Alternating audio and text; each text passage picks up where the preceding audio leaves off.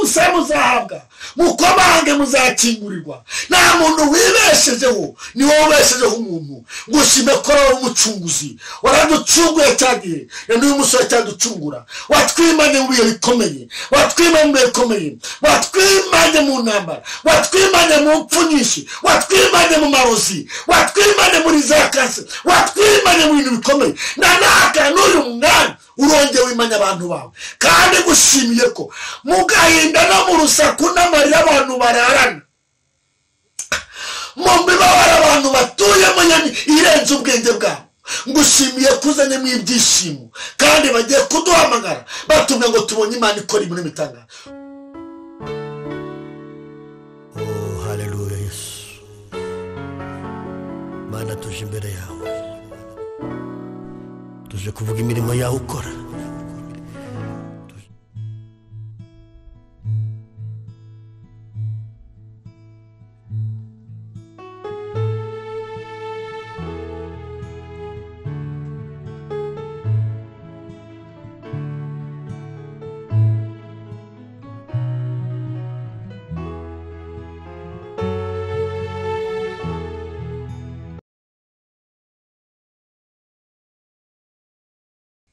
Bakunzi bagusengerwa, nongeye kubaha ikaze bari ku migabane itandukanye y'isi, abadukurikiye bari mu gihugu cyacu.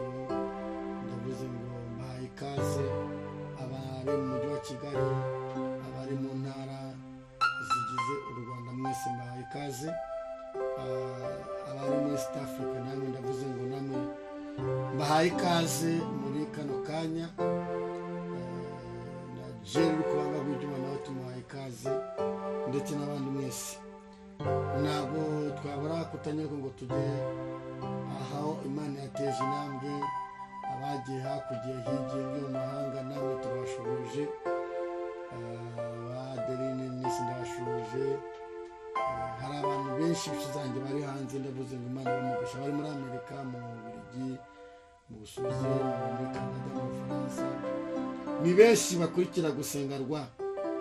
Hanyuma uyu munsi ntabwo ndafata gitari ngo ncurane bitewe n'uko nasaraye, kubera impamvu iyo umuntu yasaraye nawe arabyumva, bari ukuntu byagenze. Hanyuma najya mubwira ikintu cya mbere, ubabazwa biciye mu muntu. Burya umuntu yababara biba byaciye mu muntu. Shitani ntabwo ikoresha ibuye bikoresha igiti. Akenshi ibuye risitayeho ntabwo isida ubugize nyine urihangana, nta n'ubwo ibuye wanarikubita. Ariko burya agahinda kenshi kaba kababaza umuntu, ntakava mu muntu. Nanone kandi wishima biciye mu muntu. Nanone hari n'igihe umuntu waguteraga kwishima ari we ugutera kubabara. Ibyo nabyo biraryana mw'abantu. Hanyuma ndashaka kubwira iki, mbafitiye ubutumwa bwinshi cyane, bwinshi. Ubundi ntabwo nkunda kubivuga, ariko ndabivuze pe, bwinshi. Ariko ndakoresha kugira ngo ujye ubukurikira. Ubabara biciye mu muntu. Umuntu yakubabaza, umuntu aba araguteze. Umuntu ashobora kukwanga akajya kukurogesha. Umuntu ashobora kukwanga ntanaryame, kubera kukwanga gusa ntanaryame. Umuntu ashobora kukwanga akagushoraho amafaranga, yakwanze gusa akagushoraho amafaranga. Umuntu ashobora kukwanga akagenda akajya gukora ibikorwa bibi mu buzima bwatigeze akora kubera urwango.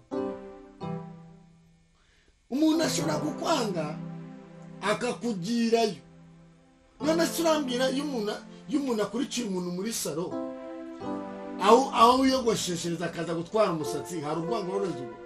Reba aho umuntu yanga umuntu akajya guhiga aho umuntu ajya kwiyogosheshereza muri salo, nk'abadamu mwebwe mugera mukisukisha, mujya mu masalo atari hafi muri karitsiye. Jya ujya muri salo hirya iyo ngiyo abatazi, kuko hari n'igihe umuntu akwanga akanagukurikira no muri saro kugira ngo ni urukundo kugira ngo ni urukundo yafata uko bakogosha umusatsi akawufata akawutwara akawushyira umupfumu ubwo ni urwango uzi ko umuntu akwanga agacunga aho wanika imyenda bikamuranza igihe akarara akanuye amaso akahora agenzura ko wibagiwe kwanura imyenda yabona akenda k'imbere akakanura umva uwo muruho ariko abantu bangana baravunika mana yanjye umuntu arakwanga bikamutera bakamuha ivu bakamuha ibiceri bakamuha ibiki akagutega ngo wangirike mu cyaro hari igihe iyo umuntu yakwanga bagatega n'imihura n'ibyatsi bapfundikanye ngo ukabirenga ubu ibyo birenge ubyimbye bihora bizamo imisina n'imisonga ntiwibwire yuko ari ubumuga gusa urwango ariko mva Imana ishimwe iyo umuntu akwanga waramenye Yesu niwe uvunika arakwanga akavunika akakwanga ukabaho akakwanga ukagira agaciro akakwanga ukabyara akakwanga abana bakiga wumva umwuka w'Imana yambwiye ngo abakwanze uko bangana kose uri kumwe na Yesu bagiye gukorwa n'isoni umuntu arakwanga agashora amafaranga agashora miliyoni 10 agakwanga Yesu baramwanga hari ibisambo baramaze ngo tubabambire nde amubambire uwo wita umwami Yesu senze ngo ari cyari yakoze nta kimwe yari yakoze ariko nibigeze avuga ati babambe barabo yakata bati mutubambire uwo wita umwami yari yabagize uti umuntu akwanga wamufashije umuntu akwanga waramukoreye ubukwe umuntu akwanga waramushakiye akazi umuntu akwanga umuntu akwanga waramuri ishuri uzi ko umuntu ushaka kumwira ishuri akaraza kaminuza akakwanga umuntu Yesu mwana w'Imana umuntu Yesu baramwanze yarabagaburiye bamwanga yarabagiriye neza yarabakijije ariko ndajya nkubwire umuntu nakwanga ntukamwitura urwango uzamuragize Yesu kubara ko uzamuragize Yesu amen kubaka turi kuzamuragize Yesu umuntu nakwanga umuntu arakwanga karadasinziri erega ndimo ndikukubwira ubutumwa bwawe kuko abantu barakuzengereje ibaze ko bakwanze uburyo nawe bwawe usigaye wumva utava no mu rugo kubera urwango ibaze ko usigaye udasinzira kubera urwango nawe se umuntu yakwanze ko Imana iguhaye akazi nyumvire atishimiye kubona akazi akakwangira ko Imana iguhaye akazi umuntu akwakwanga kubera kugira imodoka nziza kandi arembye wanayimutwaramo nkamnyumvire abo bose babarire kubera ko mu mwanya tugiye gufata ikinyapfu tugiye gufata inkoni dukubite imbaraga z'abarozi imbaraga z'abapfumu ufata igiti ukubita imbaraga z'abarozi zikurwanya impamvu abantu ubona bakwanga burya n'abakwanga ntabwo ari bo ahubwo imbaraga zibarimo imbaraga zibakoresha imbaraga z'abapfumu imbaraga imyuka mibi sekibi niwe wamugutereje nese umuntu mwararanye ku buriri bumwe umuntu mwarasangiye umuntu mwariganye umuntu ego komana uruba yakwanga gute sekibi yamukoreyemo kugira ngo uziyahure ariko umva banza utahure ko sekibi ari umukoresha urahabwa imbaraga zo kumubabarira numara kumubabarira sekibi azafatwa n'ikimwaro amwaragura ikintu imbere yawe Imana igutabara Shitani we uramwawe uyu munsi kuko amabanga yawe turayamenye ndimo ndikumenyera amabanga Shitani ikoresha iyo umuntu yamaze gukwanga nawe ukabyakira iyo utabaye maso mwese muba bamwe nawe uramwanga wamara kumwanga nawe wowe umwanzi ukaba uri umukozi w'Imana, wowe umwanzi ukaba usenga, wowe umwanzi ukaba uri umukristo, wowe umwanzi ukaba ukijijwe, ubaye nkawe. Nimba ubaye nkawe rero mwese mubaye abashitani, mwese mubaye abayoborwa na kamere. Nimba mwinjiye mu kuyoborwa na kamere rero, wowe ukeneye ubutabazi buturuka mu ijuru, uyu nguyu we ubaye nkaho umutije umurindi, uramufanye, kuko wowe Sekibi ari kumwagisira kugira ngo ugwe, arimo aramwagisira kugira ngo uve mu byizerwa. Nimba umukurikiye nawe ukamwanga, wowe utaye umusaraba, utaye Yesu, utaye umwana mu nzira ari we Mwuka Wera, uramutaye. Nimba umutaye wikozeho, wita Yesu, tawura dayimoni, umenye ngo ntabwo uyu muntu ari unyanga, ahubwo imbaraga zimurimo nizo ziri kutuma nyanga. Lekos enemandolani. Imana ishimwe. Inshuti zagusengarwa niko ye. Umugabo yarakwanze, reba ukuntu yavunitse agutegera gushakira amatike ngo mujyane hanze. Si imavuze atega badite bakumenya. Reba ukuntu waraye amajoro ushaka urya ubusa kugira ngo mutere imbere. Reba uburyo udasinzira, none urebye agukoreye. Urabona ari we? Ntabwo ari we, ni imbaraga zimurimo ziri kumukoresha kugira ngo mwese muzabura ijuru. Intsinzi ya Yesu, intsinzi ya Yesu we. Ugiye kwakira intsinzi iguhesha gutsinda izo mbaraga. Umuntu arakwanga, urabona umugabo yawe yakwanga, yarakuriye kaminuza, urumva ari we? Hari imbaraga ziri kumukoresha. Inshuti mudukurikiye,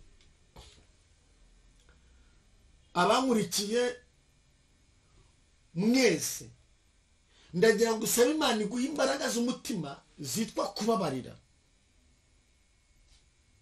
Ndakwinginze mu bubasha duhabwa n'Imana Data n'Umwana n'Umwuka Wera, Yesu aguha imbaraga z'umutima zitwa kubabarira. Ikindi, Yesu aguha imbaraga zo kureba ko muri ibyo bibazo uhagazemo hari igisubizo. Imana nyitse abantu benshi, nabonye abantu benshi ndi gusenga, nabonye abantu benshi bahagaze mu bibazo byinshi, ariko ibibazo bahagazemo hari n'ibisubizo bategereje imbere yabo. Ariko ku buryo abantu bahagaze mu bibazo, ku buryo umuntu abonye n'umuti w'imbeba yawufata agahita awugotomera, wirakazwa n'agahinda wicaranye mwaka kanya, kuko ubuzima buzahinduka. Imana ishimwe. Njyewe narisobabwira igihe kimwe nigeze cyangwa ubuzima bugoye, siniya kuvuga kuko sinzabusubiramo, naho baroga ntibyakunda, kuko Imana iduteza intambwe tujya imbere, ntiduteze intambwe tujya inyuma. Nanakubwiye nimba uri gutera intambwe ujya inyuma, ntimugatera intambwe ujya imbere, irindi ugatera intambwe ujya inyuma. Ikiguteza intambwe kikujyana inyuma ni dayimoni. Yesu ateza intambwe ajyana umuntu imbere, ntabwo agera inyuma, ajya imbere. Jya imbere mu izina rya Yesu. Igihe kimwe umuntu ugeze amena amazi y'ibyombo yaraye, indobo yuzuye amazi y'ibyombo yaraye, mwa bantu b'Imana mwe. Noneho iyo wogeze ibyombo ukabyogera mwiza mu ndobo ukavanamo, ntuyamene, azaho urukoko hejuru. Aracunga kandi ari maze gukora isuku, maze kumukoropera, maze kumukora isuku, maze Mana we, aracunga, afata ibasi y'amazi acumaho, biramanuka ku mutwe, biramanuka ahantu hose, biramanuka, mpinduka ukuntu biba binyerera bisa nabi. Ndamureba, jugira umutima imbabazi, ndamureba, numva naseka, ahandi numva narira. Noneho ndamureba, ariko nanone nari ngeneye amafaranga nahembwaga 5,000 ku kwezi. Mana we, ntabwo nzabyibagirwa. Arandeba, arindira yuko ngira ikintu umubwira ati, uramubwira uti? Uramubwira iki se? Nimba bagucumbikiye bakaba bagucunaguza, powa ufite ubuhe burenganzira ceceka ndi wihebe niko ye ndi wihebe niko mubwiye ngayibaze ubusura mwanga urabona uyu mugabo mwakoranye mariage akakubwira ati je t'aime I love you ndagukunda tuzatandukanywa n'urupfu cyangwa Kristo agarutse Kigali yose nayiguhaye ibintu byose ndakwegure mugabo mwiza mugore mwiza uyu muntu urabona ari we mubyaranye abana 4 cyangwa 5 akaba kwanda akavuga ngo sishaka no kubona n'isura yawe ego urabona ari we n'umuzima mubi urutwa n'umuzimu uri kumwagisera kugira ngo musenye ariko sinakuba mwaza nawe nyine we watwaye umugabo w'abandi wumva naso ufite tekura umugabo w'abandi zinyi kuzwe n'ibiki uzikumuka Imana yambwiye ngo abantu muri gusenya ingo z'abantu b'Imana mugiye kura n'ingo n'Imana none se y'urugo rusenyutse ni abari marayi rusenye wowe uri gukurubana ibidakururuka inkoni yo witeka ikujeho dakose enemano nayo watwaye papate turamutwara waratwaye nivugire niyo nivugiye nuwo nivugiye uratwara papati uratwara wora wiyongeza buri munsi ibyo uri gukora uzabisanga iwawe umwuka w'Imana yambwiye ngo rekeraho gusenya ingo z'abandi rekeraho gusenya ingo z'abandi kizwe bireke Imana izaguha urwawe nazo umubwire ngo taha iwawe su wawe wimwita uwawe mutarasezeranye uzika afite abana none muri buri muntu wawe ntabwo ari uwawe erega urashaka no kujya ujya no kumusengeshereza ure madawe no kujya gusengesha umugabane ntabwo ari uwawe yakubwiye neza ko hari uwo basezeranye urabizi mureke Imana izaguha wawe ndajya mubwira ikintu ukora muri kano kanya n'injamwe yo gusenga ujya mu nzi wawe ufata inkoni wafata igiti wafata umukuruzo wafata iki ufata inkoni ukubite dayimoni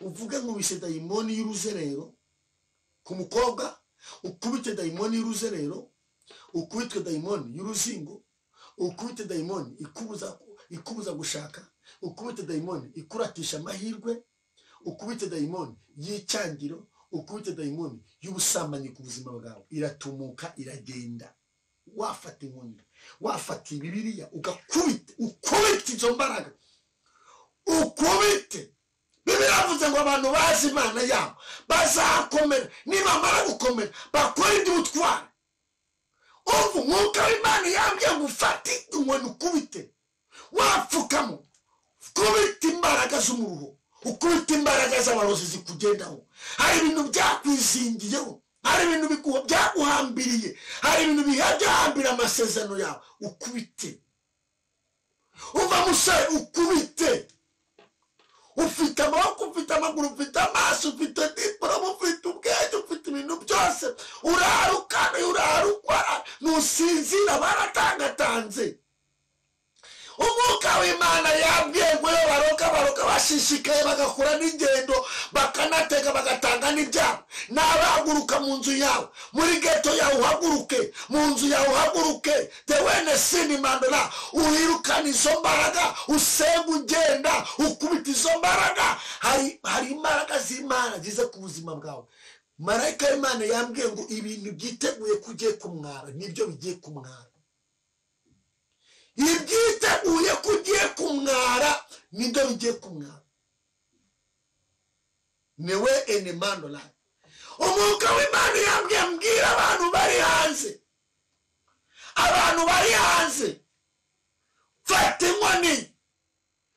inkoni mu buryo bwo mu mwuka nushaka kubishyira mu bikorwa nakubwira iki ukwizera n'ukwizera nushyiramo mu marojike ntabwo urasubizwa icya mbere wizere gukiranuka ubanza ukiranuke wiyuzuze n'Imana ufata akanya upfukama ahantu uri ubwira Imana ngo Mana ibyaha byose nakoze byatuma utanyishimira dore ko ikintu cyatuma Imana itakwishimira ni ikintu kimwe n'ibyaha gusa si idini si umwangirikane si umwadeperi si umusilamu si ubuyehova wapi ntabwo Imana ireba idini ikintu gishobora gutuma Imana itakwishimira ni icyaha fata ibyaha rero ufata akanya gato ubwire Imana ngo Uwiteka ibi byaha byose bindi ku buzima bwanjye ndabyatuye mwakiriye Yesu nakiriye Yesu nk'umukiza wanjye mu bugingo bwanjye umbabarire ibyaha byose nakoze urababarirwa ukimara kubabarirwa se wasenga ucurira wasenga ugenda mu nzu yawe wasenga uvuga wavugira mu mutima kandi uvuga udafite amaganya la kota la wezi mandora aho kuvuga ufite confidence ufite umunezero ufite ibyirato kuko uri kumwe n'umugabo udatsindwa ku rugamba abandi baratsindwa ariko Yesu ntajya atsindwa uvuga ufite ishema ufite umunezero ufite ifoye ufite kwizera neweze mandora wakire gutabarwa urakira iki cyangwa urakira ubuzima ni inshuro nyinshi bashaka gutwara ubuzima bwawe Yesu akakugarura ni inshuro nyinshi bashaka kukwica Yesu akakugarura ni inshuro nyinshi usimbuka amagisirayeli Yesu akakugarura yewe nekosi ni mandolai bene waza mandole contre enevoria mandole ni inshuro nyinshi bashatse kukwica ubyara Yesu arakugarura newa takwasi ni mandora babonye banane bashaka kukwica uhagaze ngo bakwice ku masezerano ngo bakwice mu rushako ngo bakwice muri bizinesi ibyo byita kwica umuntu mu bwonko iyo umuntu adafite ibyishimo ntashobora gutekereza neza bashatse kukwica uhagaze ngo ujye ugenda uyobe umuhanda nimwe imodoka uzayirenza umuhanda ariko demo de wata rasinima dorebo injira mu kwizera kubita izo mbaraga z'abadayimoni eragana wani izo mbaraga zitumuka zigenda fata inguni yawe y'inzu yizenguruka ugenda usenga fata amazi yawe waguze cyangwa watetse uyasengere numara kuyasengera nyahize amarembo y'inzu yawe no mu nzu yawe uyitwe amaraso Yesu Kristo dewo de kosi ni mandorani kuki tutize kutisa bafata shi dufata shi tugafata n'umugati bakawusenge bagafata ji bakayisenge kugwa kwizera wizeye pasi n'umushumba wawe igahinduka amaraso Yesu Kristo wanywa shi wari urwaye ugahita ukira umwuka w'Imana yambwiye ngo akakana fata amazi yasengere na wala mani itaweza kose Imana irambiwe agasuzuguro kamaze igihe kakuzengereza hari igihe uzakenera abahanuzi we kubabona hari igihe uzakenera gusengera we kubabona hari igihe uzabahamagara kuri telefone ubabure ariko the winning for fata amazi demandana uyasengere wamaze kwihuza n'Imana nurangiza ubwira Imana aya mazi ahindutse amaraso Yesu Kristo aho yamena dayimoni ziragenda inzingo ziragenda yo fata amakoti yawe y'umugabo yarambika ikiganza yashize ntabwo yagiye wese hari amakoti yashize mu rugo n'amashati nambika ikiganza ngo wa makoti uyu ni umugabo wanjye ndamuzanye mu rugo rwanjye aragaruka ni wese ni mandolai ndagira ngo dusenge deko enema jamuri pariki ngano parika kimodoka hazi harameze ibyatsi abana byara bayobeye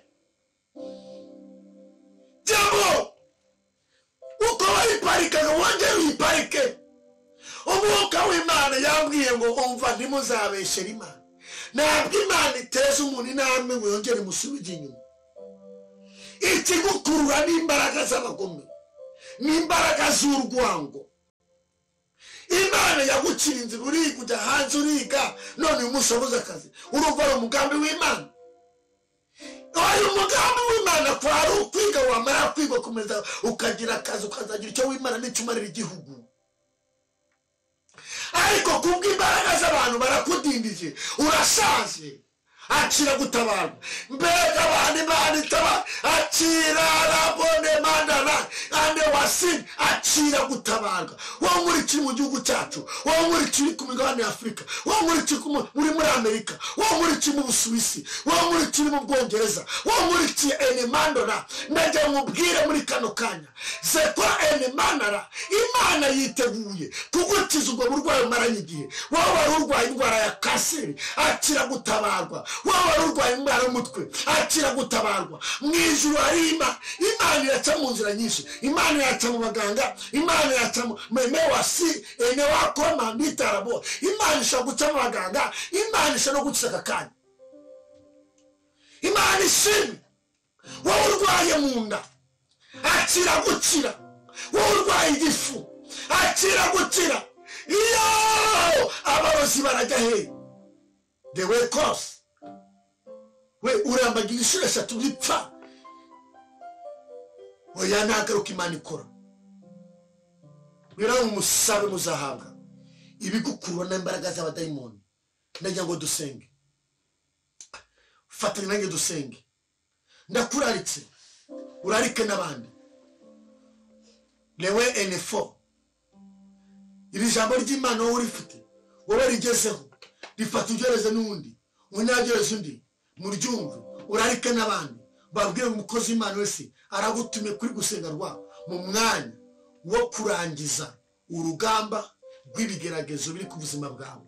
Mu mwanya wo kurangiza hari abantu bagiye kuririmba indirimbo z'amashimwe. Hari abantu akarangiza, umuntu kaminuza akazarangiza, umuntu ajya muri primaire akaza kaminuza na amashuri atarangira. Hari abantu ndimo ndavugana n'abantu binje ku musozo wo gusoza. Hari n'abandi nabo bari gutangira bagomba kwihuta ayo mashuri akarangira bagasubizwa. Mana mu izina rya Yesu Kristo wa Nazareti, nana watakosi enemando na pa shawizi ni mando la diwa kos enemanda la gushimiye kuri Imana yaye uyu mubyeyi urubya yari yararuse pili wazako enemandi taraboni uri Imana izirura sherewa n'ikosinimo. Gushimiye kuri Imana yubatse ingo zari zarasenyutse ayiwe de kone mandi wata elefoni. Gushimiye kuri Imana ikuye impfu zitunguranye mu muryango za hato na hato. Urutonde abarozi bakoze rwo kumarira abantu urawuhagaritse. N'abakora imandita rawasi yana n'ababanamo. Gushimiye kuri Imana ikuye w'imbaraga z'umuriro ku bantu b'Imana. Nibakire kubohoka, bakire gutabarwa, bakire impinduka, bakire umunezero, bakire ubuzima, bakire ubuzima. Turagarura ibyo abadayimoni bari baratwaye. Umunezero batwe turawugaruye, akazi turakagaruye, ibyishimo turabigaruye, urugo turarugaruye, amashuri turayagaruye, umugabo turamugaruye, umugore turamugaruye, amazu turagaruye, umwuka wera turagaruye, amavuta turagaruye, kurambuka tagaramo tabone fama nita na waza mando na ikita na bori ama. Turagaruye ubuzima, turagaruye ubuzima kuri ya muntu urwaye. Reba kosinimo turagaruye ubuzima. Waravuze ko musemu uzahabwa, mukomange muzakingurirwa. Nta muntu wibeshejeho, ni wowe ubeshejeho umuntu. Ngushime ko ari umucunguzi, waraducunguye cyagihe n'uyu musore cyaducungura. Watwimanye mu bihe bikomeye, watwimanye mu bihe bikomeye, watwimanye mu ntambara, watwimanye mu mpfu nyinshi, watwimanye mu marozi, watwimanye muri za kanse, watwimanye mu bintu bikomeye. Nanaka n'uyu mwanya urongeye wimanya abantu bawe. Kandi gushimiye ko mu gahinda no mu rusaku n'amarira abantu bararana, mu mibabaro abantu batuye mu nyani irenze ubwenge bwabo, ngushimiye kuzanye mu ibyishimo kandi bagiye kuduhamagara batumye ngo tubonye Imana ikora ibintu bitanga ugiye gukubita imbaraga zise zisohoke ugiye gukoresha amazi imbaraga zisohoke icyo umuntu wese yaturiyeho ngushima ko agiye kubona igisubizo peri amandita raboa uhagurutse mu kwizera ugiye kudepoza ngushime ko umugiye imbere harageze ko mu gihe gitoya abantu baguma gukorera bakabona Imana bakavuga Imana babonye bakazabona nijuru ariko n'Imana barayibonye ngushime kandi ku mbabazi uhaye abantu bahaye imbabazi bari barajye mu byaha bari barajye mu businzi bari barajye mu bujuru barajye mu busambo barajye mu mafuti ariko utanze imbabazi Karura we urakoze kuri Imana ibikoze kandi urakoze ko abo shitani ikoresha bakanga abandi batazagera ku ntego bihaye ahubwo intego y'ukora neza nizagerwaho urakoze Imana kwikoze mu izina rya Kristo wa Nazareti amen. Imana ibaha umugisha, Imana ibageneza, n'umukozi Imana Remani Oresi bakunda kandi mu minsi mikeya uraza kumbwira ko wabonye igisubizo gikomeye. Yesu abageneza, bye bye.